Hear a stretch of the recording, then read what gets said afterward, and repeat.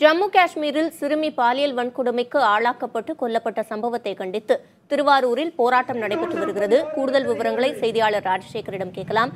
ராஜசேகர், எந்தெந்த அமைப்பைச் சேர்ந்தவர்கள் தற்போது போராட்டத்தில் ஈடுபட்டு இருக்காங்க? கள நிலவரம் என்ன?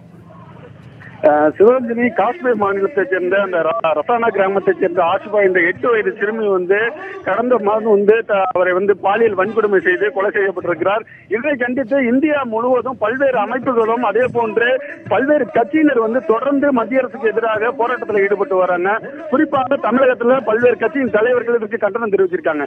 இந்நிலையில திருவாரூர் தலைமை தபால் நிலையம் முன்பு தமிழ்நாடு தௌஹீத் ஜமாத் அமைப்பைச் சேர்ந்த 1500க்கும் மேற்பட்டோர் தற்போது இந்த குற்றச்செயலை கண்டித்து தொடர் போராட்டத்தில் ஈடுபட்டிருக்காங்க. இவங்களோட கோரிக்கை என்னன்னா, இந்த சிறுமியை பாலியல் வன்கொடுமை செய்தவர்களை உடனடியாக அனைவரையும் கைது செய்ய வேண்டும். அவர்களுக்கு உச்சபட்ச தண்டனை, தூக்கு தண்டனை வழங்க வேண்டும். இது தொடர்ந்து சிறுமிகள் பாலியல் வன்கொடுமை என்பது இந்தியா முழுவதும் தொடர்ந்து நடைபெற்று வருகிறது. இதற்கு ஒரு முற்றுப்புள்ளி வைக்கும் வகையில் கடுமையான சட்டத்தை நிறைவேற்ற வேண்டும்.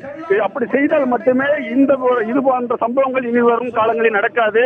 இதனை கண்டித்துதான் தற்போது இந்த போராட்டத்தில் ஈடுபட்டு வருகிறார்கள். குறிப்பாக பெண்கள் 1000க்கும் மேற்பட்ட பெண்கள் இந்த போராட்டத்தில் ஈடுபட்டிருக்காங்க. பெண்களுக்கு எதிரான கொடுமைகளை நீக்குவதற்கு கடுமையான சட்டங்களை இயற்ற வேண்டும் என்ற கோரிக்கையை வலியுறுத்தி தான் தற்போது இந்த போராட்டத்தில் ஈடுபட்டு வராங்க. சிவரஞ்சனி.